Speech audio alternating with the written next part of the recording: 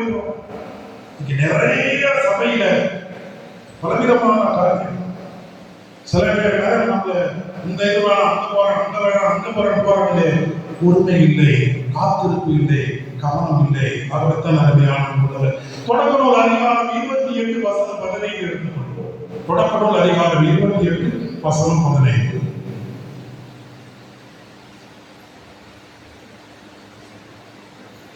மிக அருமையான வாசகம். இந்த வாசகம் நம்ம எல்லோருக்கும் பொருத்தமான வாசகம். 28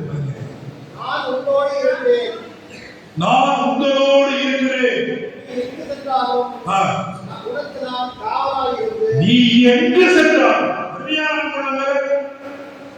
ஒரு முறை ஒரு சிஸ்டர் என்கிட்ட சொன்னாங்க, என் தம்பி பாத்தியர் தான், மனைவி கிட்ட ஏற்பட்ட சில குழப்பத்துல அவன் எங்கேயோ போயிட்டான். அப்ப நான் சொன்னேன், கொஞ்ச நேரம் இருக்க அப்படின்னு சொல்லிட்டு, நான் வழக்கமா என்னுடைய பக்திக்குரிய ஆணைக்கமாக, என்னுடைய இயல்பான பக்தி, அதுவே ஆணைக்கமாக இருக்கு. நான் வழக்கமாக சொல்லிட்டு ஒரு விதாசம் போட்டுட்டு ஒரு விசுவாச பிரமாணம் சொல்லுவேன். வழக்கம் போல தொழிலுக்கு மந்திரம் 3 அருள்நிலை மந்திரம் சொல்லிட்டு ஒரு 2-3 நிமிஷம் அமைதியா இருப்பேன். இந்த அம்மா அப்படி சொல்றாங்களே, இவங்களுக்கு நம்ம பதில் சொல்லணும், என்ன சொல்லணும்? வருவார், அவ்வளவுதான்.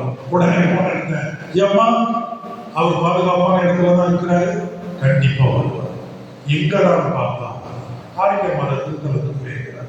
கைதடியாண்டவர்கள் என்று சொல்லுவோம்.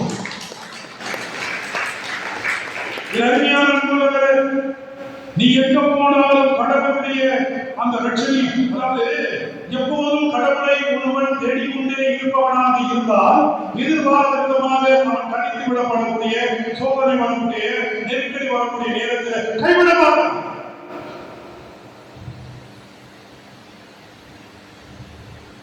ஒரு சின்ன நிகழ்வு நான் சொல்றேன். ஒரு முனிவர், அவரோட ஒரு சிஷ்யன், முனிவர் சிஷியன் அப்படி என்பதனால எப்பவும் இவர் அவரோடு இருந்து அவருடைய அனுபவத்தை பெற வேண்டும். ஜூனியர், அதனால அவருக்கு என்னவெல்லாம் பழங்கள் வருகிறதோ அவருக்குரிய நன்கொடைகள் பழங்கள் இது மாதிரி வர முனிவர் என்கிற போது காட்டில் இருக்கப்பட்ட இந்த பழங்களை எல்லாம் கொடுப்பது அவரும் பாதி பகிர்ந்து சாப்பிடுவார். ஒரு நாள் நீண்ட பயணம் செல்ல வேண்டிய ஒரு இடம் வருகிறது. அந்த முனிவரும் அந்த சேர்ந்து பயணம் செய்கிறார்.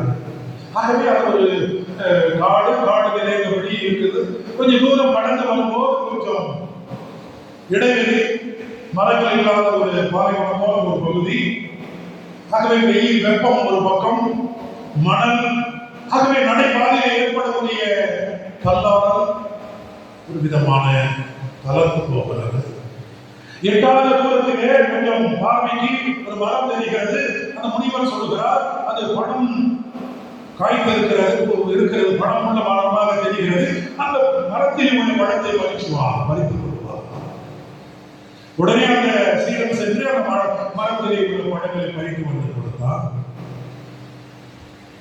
அப்போது 2 கை நிறைய அந்த பழத்தை கொண்டு வரார்.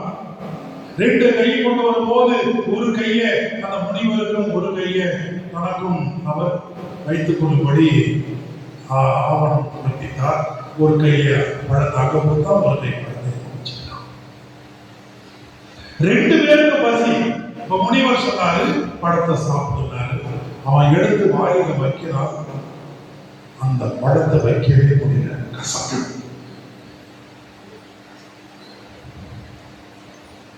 என் அருமையான அன்புள்ளவர்களே, ஆனாலும் அவருடைய மனசுக்குள்ளே என்ன ஆகிறது? முனிவர் சொல்லி இருக்கிறார். அப்போது இவர் அந்த பழத்தை வாங்கிய பழத்தை சாப்பிட்டு முடிக்கிறார். மீதமுள்ள பழம் அவர் கையில் இருக்கு. அவர் வாயில வைக்கிறார், ஒரே கசப்பு, வாயில வைக்கவே முடியாது. அப்ப அவர் கேட்டாரு, இப்பேற்பட்ட பழம் வாயில வைக்க முடியல, ஒரு கசப்பாக இருக்கிறது, நீ எப்படி சாப்பிட்டார்? அவர் சொல்ற விஷயத்தை கவனிங்க. முனிவரே முனிவரே, எத்தனை நாட்கள் எத்தனை மாதங்கள் நான் உன்னோடு இருந்திருக்கிறேன். ஒவ்வொரு நாளும் ஒவ்வொரு மாதமும் கற்பனை போல என்னை பாதுகாத்தேன். இந்த ஒரு நாள் இந்த கசப்பான பழம் பல நாள் இருக்கின்ற இனிப்பை மாற்றி விடுமா? ஆகவே பழம் கசந்தாலும் உங்களுடைய மனசு எனக்கு இனிப்பாக இருந்தது.